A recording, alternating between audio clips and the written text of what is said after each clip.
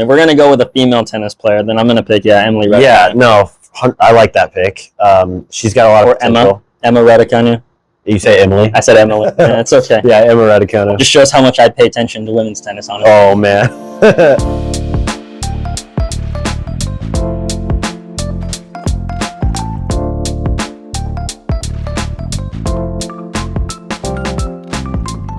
All right, here we go. Episode 2. Yes, sir. I'm excited. Second official episode on the podcast. Today, ATP Tour. ATP Tour. We're gonna talk tennis talk. We got the old guys. We got the new guys. Mm-hmm. You know, the big three: Federer, Nadal, Djokovic. They're slowly fizzling out, and then we got all these new guys: Zverev, Tsitsipas, Alcaraz. There's a lot of them. And who's your favorite? Who's your favorite new guy? The new guy. So I have a couple. My favorite probably has to be Zverev when it comes to on court. Like just the way his tennis game looks is pretty solid. Really good serve. His game's kind of. He's not too aggressive, but when he needs to be, he's pretty aggressive. My favorite player on and off court has to be Nick Kyrgios. This is the big. Dude, I cannot. This is the big debate probably of today. That guy. That's going to be the debate for sure. I'll give me my reasons and I'll pass it off. I'll be quick, but Nick Kyrgios, I like how he's emotional. He cares about basically winning. He wants to win. But at the same time, tennis isn't the main thing in his life. And he makes that very clear. That makes sense. And I can understand that. I can agree with that a little bit. You know? Yeah, well, why don't you like Kyrgios? Kyrgios, man, I mean, don't get me wrong, he's a character on court. But and I like his drive, especially the fact that I don't know, does he still coach himself? Does he have a coach right now? I'm not really sure about He coaches himself, but he has a manager, I believe. Okay. Yeah, I watched the documentary. I haven't seen that on Netflix. Yeah. The center, what's it called? Breakpoint. Breakpoint. I was going to say Center Point. That's a video game. But yeah, no, I mean, he's great. He has a lot of talent. I think he has some of the best talent on the court. Mm-hmm. But when it comes to, his, what's the word I'm looking for? His effort. It's not. It doesn't. Maybe really, even attitude. His attitude's a little bit. I'm with you on that. Man. Immature. I agree. He's very kind of full of himself, but he has the shots to kind of back it up. Mm-hmm. But yeah, I mean, just for that guy, least favorite thing. I mean, I know underhand serves and all the trick shots are fun, but he has that love of that shot and the underhand serve. You know that about me, is I hate that shot so much. I like it because it hasn't been banned yet, so I feel like it's a shot that if somebody wants to do it every time, they have the right to. Mm-hmm. But it is a kind of, when it goes back to the Federers, the Nadals, the Djokovic, they had class when they played the game. Yeah. They're very calm and collected. They respected the people that came before them, and so Kyrgios doesn't really have that aspect, and so... Yeah, and I mean, the only thing I do like about Kyrgios is his respect for Roger Federer. More him over Nadal. That's true. That's very true. I want to say for the stats, whenever Kyrgios would play Federer, mm-hmm. He would. I want to say it was a quote from him saying that he would never do an underhand serve against Federer. He would always go 100%, do his best. When playing against Federer. It's like playing your idol. Yeah, because he was playing his idol. He didn't want to disrespect him, mm-hmm.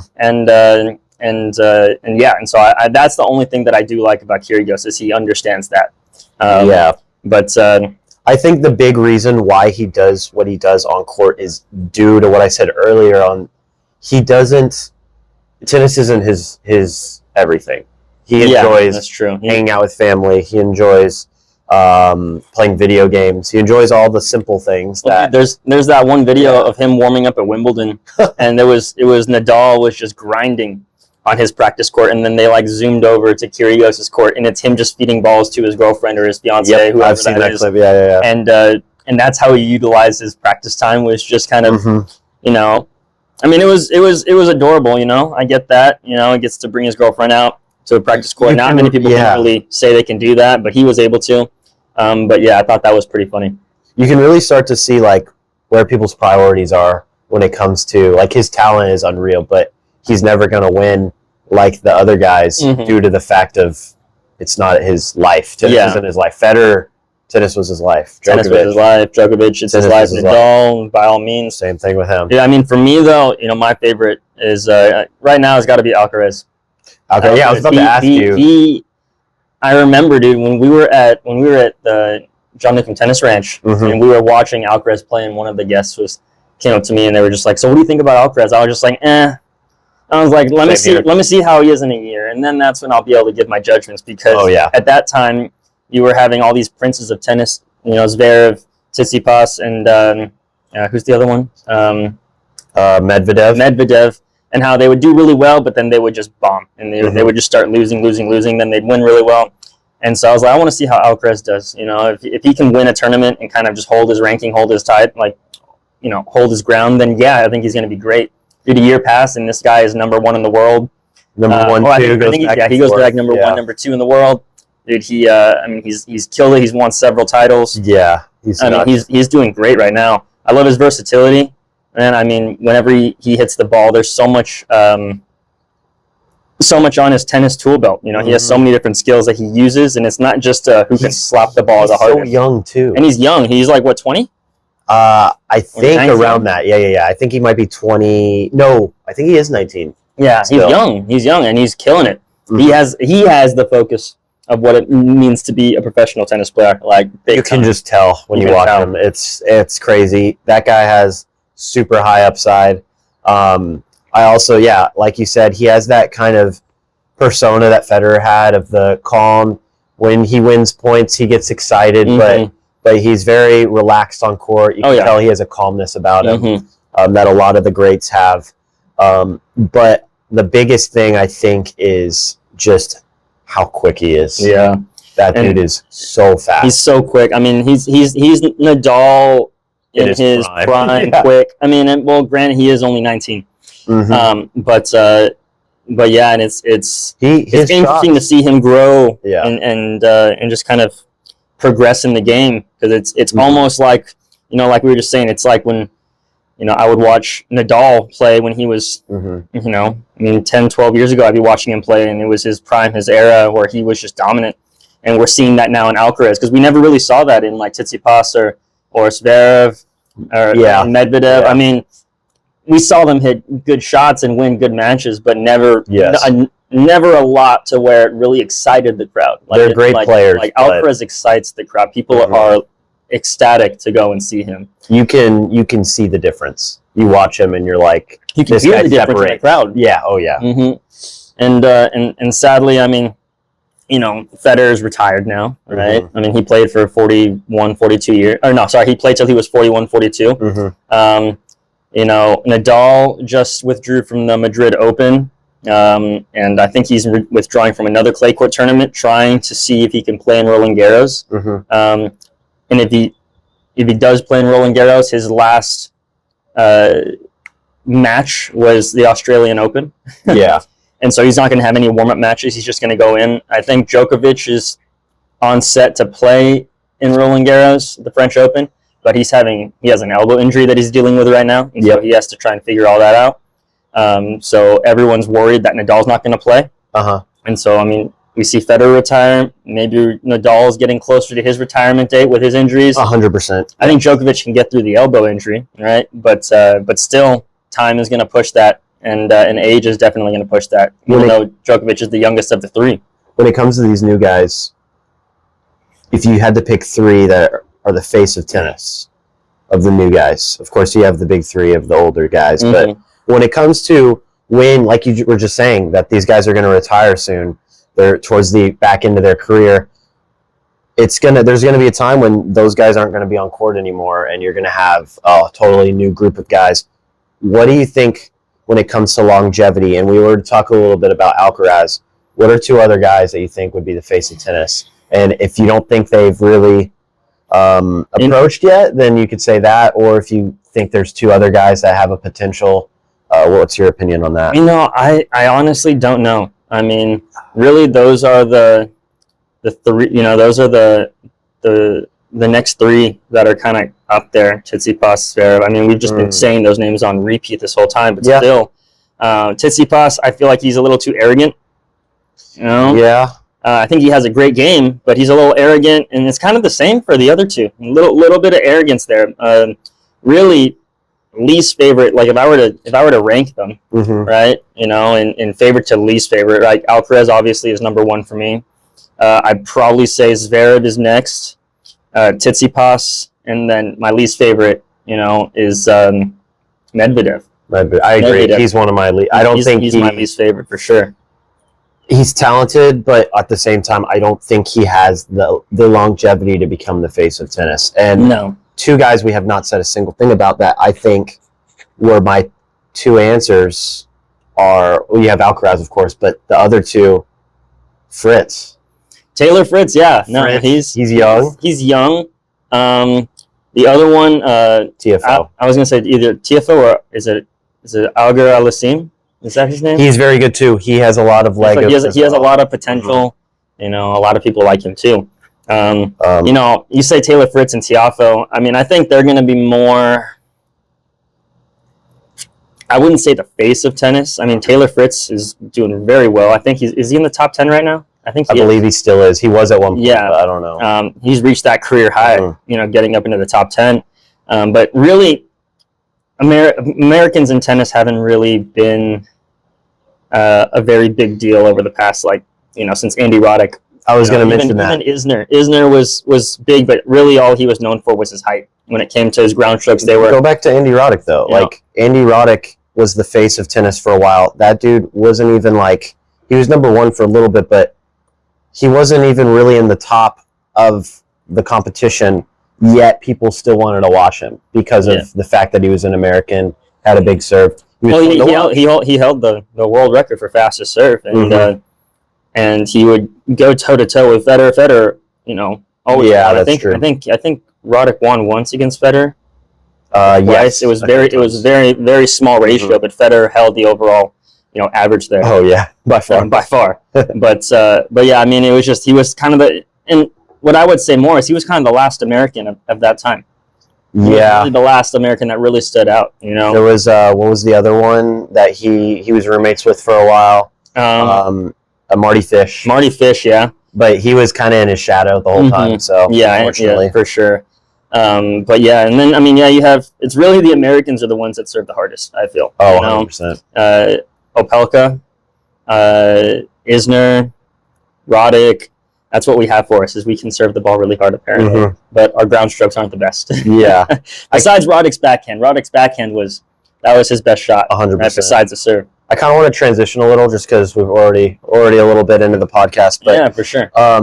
The transition I want to go with is financial situation. So tennis is it's tough on the bank account for sure. Oh, okay. So more along the lines of, you know, what it takes to really become a tennis pro. Professional. Yeah, to become a professional. That's the hardest thing. I mean, and being a tennis pro is super hard. You know, I mean, obviously we're not tennis pros, we're coaches, but we still have a pretty good amount of insight. We see all these, you know, different things that can happen when it comes to tournaments, prize money, but you know, everyone thinks, oh, they won this much money or they made it to this round, which I'm not too aware of how much money they make per round or what that goes. I'm not sure if you have that knowledge on you, but I mean, you got to think about all the expenses too, traveling, you know, paying your staff, just getting to a tournament to maybe lose in the first round and get barely anything, and so now you're going negative. It's like football, where it's just like most players only stay professional for, you know, the average is 2 years. It's tougher. It's 100 times tougher. Yeah. And I'll tell you why. I watched that Breakpoint documentary, and they really dove into that on how tough it is to financially be capable to be a professional tennis player, and it's really only the top, I would say, 10 to 50 guys have the financial ability to keep doing it year after year. And if you're not in that, you're not winning. Winning is the number one thing. Then you're not going to be able to sustain yourself long term. Yeah. A lot of these guys come up into the top 50. They're there for a few weeks and they drop back into the top 200 again. And it's like, can you live off that? No, you have to keep winning. And That's why you have, even Fritz says he was struggling for a while, and he was in the top 20. And so, but he was having a couple months of not winning, and it really, you have to win to be able to sustain yourself. More importantly, I think it's, when you win, you have to save that money.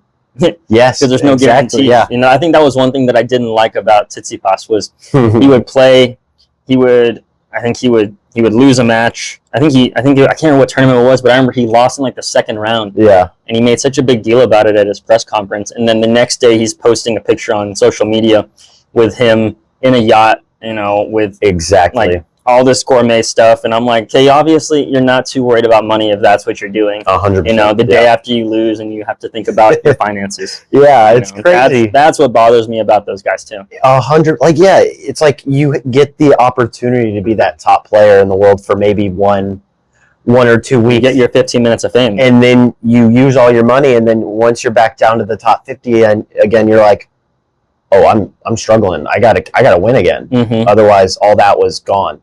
And so, yeah, you're exactly right there. I want to also transition to top 5. Top 5? Yeah. You top 5 tennis players? Not just new guys, not just old guys. Could be anyone? All-time top 5 tennis players. Okay. All right. So what are we going to do? Are we going to take turns? No. I want you to... You just want to hear... Yeah, I mean, just talk about your top 5 all-time tennis players, and then I'll give you my list. Why don't we draft teams? Draft teams? Draft teams. So teams of 5. Teams of 5. Okay, I like that. Right. Actually, that's better. So we're drafting, right? Okay. So my team's going to go against your team, and we'll, So Team Nick versus Team Josh. And then, who knows? Maybe in the comments we can see what team won.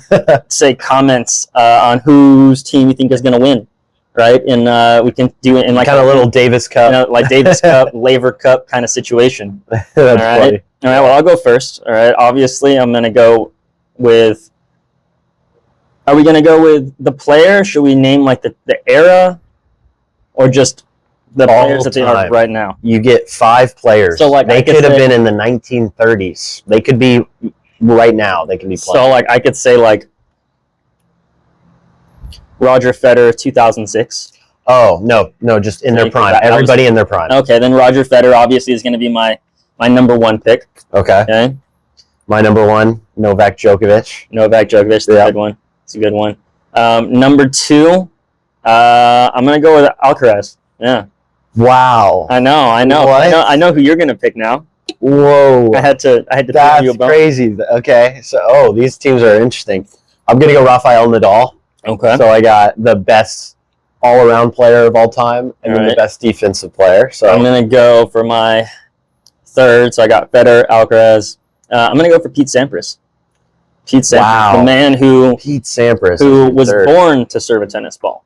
You know that his arm was his bone, like the bone structure, the way his shoulders interlocked. It was perfectly, the bones perfectly grew to where he could get the perfect service position, perfect service motion. Yeah, no, his serve was ahead of his time. It was crazy. That was right when rackets were like getting it. Yeah, like he really utilized that serve. My number 3 is going to be Andre Agassi. Andre Agassi. Oh, that's a good one. I was debating between a couple people. Now, do you want Andre Agassi with the wig, or do you want Andre Agassi with the bald head? I want him with the bald head. 100%. With the bald head? Okay. Yeah. Okay. The wig's cool too, but... All right. Bald head for sure. So wait, we picked 3? 3, so it's your 4th pick. 4th pick. I mean, I'm going to go kind of oldies, right? I'm thinking I know my last 2, and you're not going to pick them. I want Bjorn Borg. Ooh. Because he was so... I mean, he was angry off court, but on court he was so calm and so relaxed. I love that pick, yeah. And so Bjorn Borg for sure. For sure, all right? My 4 is Serena Williams. Oh my gosh, not Serena. I stole that pick. You stole that pick. It's a good pick. She's not. I'm going to get a lot of attention for this, but I'm not really a Serena Williams fan. No, I know, but at 4, it's like it's a steal. At 4, you have to. But yeah, right. She's a good tennis player. My number 1, and we're just going to go just because why not? Emily Raducanu. Wow, so you got some younger guys in your lineup. Younger. But I have a lot of older people too. That's true. You got the whole spectrum right there. The whole spectrum. If we're gonna go with a female tennis player, then I'm gonna pick Emily Raducanu. Yeah, no, I like that pick. She's got a lot of potential. Emma Raducanu. You say Emily? I said Emily. Yeah, it's okay. Yeah, Emma Raducanu. Just shows how much I pay attention to women's tennis, honestly. Oh, man. It's not there. I'm sorry, guys. Clip that. We're going to clip that. My last pick is the greatest player of all time, the John Newcomb. John Mr. Newcomb. Nuke. You suck up. No, I thought it would be a little fun last pick for the mustache. For my team. Yeah, I used to have a mustache as well that I modeled it off him. Wasn't as good, but yeah, that's our team. So comment down below who do you think is going to win? Is it going to be Team Nick or Team Josh? We'll make sure to put the teams in the description. That way y'all can y'all can look at that. We might even put them up on the screen. Mm-hmm. But yeah, so that's going to be it. That's going to be the teams. All right, I'm excited. Ready? Team Nick all the way. I don't know. I'm pretty confident in my lineup. I mean, Djokovic and Nadal. Like, come on. Yeah. Serena Williams. I got Alcaraz though. In his prime is literally right now. Yeah, it's true. It might not even have happened yet. So you have the upside there. That's true. Who knows? He might be hitting it in the next couple years. He might all just get better and blow everyone's minds away. All right, last couple things I want before we wrap it up. Okay. So we're gonna go. I want to transition to coaching a little bit because we are talking about tennis a lot in this podcast. We haven't really talked about coaching at all, even really in the first episode. I saw something you posted the other day. I think it was 2 days ago about how important being this was coachable. This was yesterday. Yesterday. How important being coachable is and how it affects you as a person long term, and it really made me think. And I was the quote itself was, players that aren't coachable, are people that are going to be unemployable. That might not. That's the gist of the quote. It was an exaggerated quote, but there was a lot of truth behind it. There's a lot of truth behind it. No, for sure. For sure. Because you got to learn. Kids nowadays, and even adults, when they're trying to learn anything, there's got to be some form of someone being tough on them. That way they can either stick it out, they can learn properly, or they can just kind of learn to be able to take some shit and move on. And yes, 100%. And too much soft skinned people, in the world nowadays with everything going on. Yep. We need to develop a little bit thicker skin. People, and I'll bounce off that. People are relying on other people to make something happen. And I think when you posted that, it made me realize, because I was thinking about the kids I coach. And I'll let you talk about that in a little bit of who you coach. But the kids I coach, the ones that are improving are the ones that I'm saying the least stuff to, that they are their best coaches is themselves. They can, but not only that, when I do coach them, they're listening. They're trying to incorporate what I'm saying into their game, and they're getting quickly. They're getting better quickly. The ones that aren't improving, they're either staying stagnant, if not getting worse, are the ones that aren't coachable. And I'll let you kind of. And I mean, for me, it's honestly a little bit the opposite. Really, we have different kids and adults that we coach. Yeah, it's different. But I've gotten some complaints about how I coach. I'm a little bit more I'm a little more on the serious side. I'm the, hey, we're here to work hard. And not hardly work. We're going to get out there. You're going to hit a lot. You're going to try these new things because there are, flaws in the system we got to fix. Some of them, don't like it too much. I've had some kids that just, kind of stop doing lessons with me. Which is totally fine. Which is totally fine, yeah. Your way of coaching. It's my way of coaching. And really, when I see that, like when I have someone stop wanting to have lessons, it's just like, okay, well, cool, I guess. In my mind, that just means you don't want to put the work in, and I can let that be. I can let that pass. And so, that's kind of my philosophy on coaching. I've actually had a lot of people that didn't like it at first, and now they respond really well to it, and that's when I see the improvements. I had one girl that I coach, and she would work with me, and she'd work with another coach, and I found out that she actually preferred to work with me because I was kind of just mean, tough on her. A lot of people like that. A lot of people don't. And luckily, I'm saying all this.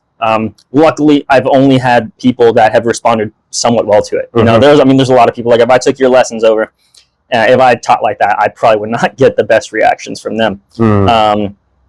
just because it's not their style that they want to be coached in. Yeah. But yeah, especially when it's the younger kids, those are the ones that I have the most trouble with. And really all I ask is just like, just give me 100% when you're out here. It doesn't mean you have to hit the ball super hard.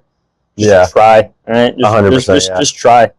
I see that, then I'll keep coaching you. But, if I don't see that you're trying, and if you're just kind of starting to get a little too lazy, that's when, okay, well, let's look for someone else for you, because that's a good way of thinking. We'll both not benefit from this. We need to make sure that you're going to benefit. 100%.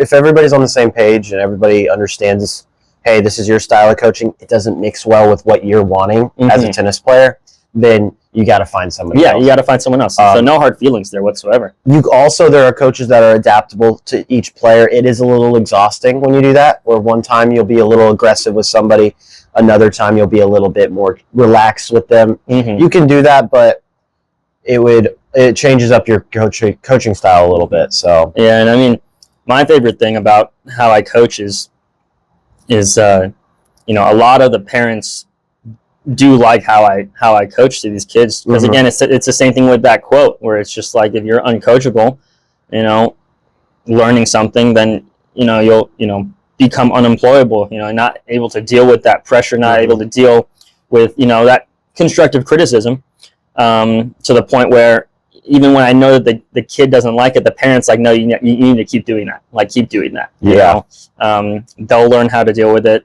They'll grow with it, and they'll see that it can work. But then you have some that are already used to that, and so then that's when you can take a softer approach. But it's the ones that are new to it that deal with it the worst. But the parents are like, go. It. Like I have one dad who's always just like, hey, it's like life lessons. Yeah. I have one dad who's like, hey, if she hits the ball out, right, or if she doesn't drive through the ball, you make her run laps. And I was like, she needs to do that every single time. And he's like, and I know you're going to do it. You'll make them do it because, because you care about these kids and you want them to get better. And so I love that. That's like my favorite thing. I'm like, okay, if the parent wants to make them run, I'll make them run. Let's go. Get on the line, run back and forth until I'm tired. But I try to limit that. I've been trying, just because, again, trying to expand who I can coach, because obviously if I have a limited number of people, then it's it'll affect me financially, and so I gotta kind of make those adjustments there. 100%. Yeah, I like what you said. A lot of that stuff is true as a coach. You wanna coach how you coach best. You want what's best for the kid, and so I like that.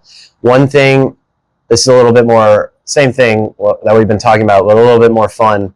And don't say any names, but what are some of your favorite and least favorite lessons that you give? And you can be vague, just so nobody no hard feelings. I don't mind saying names, but we won't. No, yeah, just like what's your favorite, like basically my type of lesson? Favorite types of lessons are the ones where their goals are to play college, or maybe one day even play pro, because they're out there and they are working their butt off. Every single ball they're running for, even when they're exhausted and you see them kind of panting, heavy breathing, sweat dripping down their face, they still run for every ball. Those are my favorite by far. I work with an older kid. He's, I think, a freshman in high school, and he's a lot of fun to hit with to coach, because we do hitting towards the end of our lesson, and I can hit with him pretty well, pretty hard to him, and he gets everything back, and he can move well, but he has that drive to just get better. He wants to climb the ranks on his high school team, and so that's the motivation that I want. That's awesome. And so yeah, for sure. And then least favorite ones. I gotta put my coffee down for this. Least favorite lessons are just the ones that want to go out there and just hit balls. Like, that's really it. That's really relate just to that just the ones that want to hit balls. It's like, well, then what am I doing here? Like, you're spending X amount of money to have me out here for an hour, when you could just have a parent walk out on the court. The parent's watching the lesson, so it's like you can just go to a court and just toss balls to them just to let them hit. I feel like it's honestly kind of a waste of my time, a coach's time. It's also a waste of that parent's money, because it's an investment. You don't invest in. It's very much just an expensive daycare at that point, and I think that's just.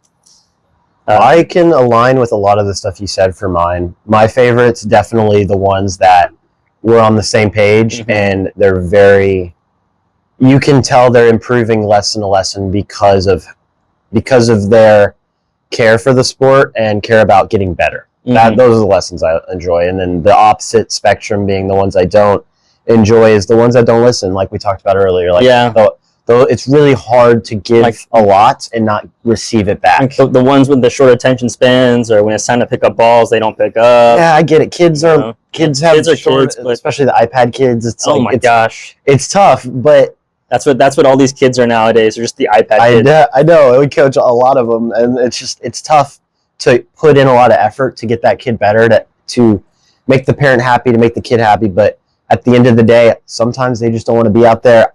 It's a waste of our time, like you're saying. And when it comes to that, it's just like, for me, when I see these kids and how they just don't listen on court, there's like no form of discipline. If there is any, if I do have, show any form of discipline, like running or, having to sit out, and then they get really upset, like they act like it's never happened to them before. So then I got to think, like, how are these kids being raised, Exactly. Where, are they just at home and they can just get away with anything, and you get on the tennis court and I'm like, nope. Yeah. You are under my roof now, right? And my parents are like, thank God you're doing that. Like, I could never. It's just like, come on, man. It's like, come on, like get y'all's act together. Speaking of iPad kids, we didn't have any outside play on the playground this time. We didn't have any. Well, I mean, honestly, what time is it right now? It's 3:07. Yeah, so the kids are going to be coming back at like 3:30. Oh no! So I mean, we'll be done with this by then. Yeah. So luckily no kids today. So let's go. I know. We'll just pray for next time that they're not out there. But yeah, I think. That's kind of my last point was going to be that this whole podcast kind of finished nice with and like quiet. No distractions. No distractions. Anything. The weather also is super nice. It was supposed to rain. And so I guess I have to go to work now. Unfortunately. Yeah. We'll see. Got to work with some of those iPad kids. Got to work with the iPad kids today. No, a couple things before we head out. We talked about this last time, I think. We want to do some night podcasts coming up I think you say like 5 episodes or so. Next 5 to 8 episodes, we'll be doing some night podcasts. And so we're excited about that. That's going to be a little bit more of like a chill podcast today. Day podcasts are a little bit serious, but those will be more laid back, relaxed. It'll be hi, my name is Podcast After Hours. Yeah, After Hours edition. So that tells you a little bit about the podcast Adult Swim vibes. Maybe not that. Maybe not that. But Nick, we'll say Nick at Night. That's a good one. Yeah. But yeah, thanks for watching, guys. Like Nick said last week, make sure you comment down below. Hit the like button, do the notification thing. Listen to us on Spotify. We are on Spotify now. Instagram, TikTok. We're all over the place. So thanks for joining us, guys. Peace out. Peace.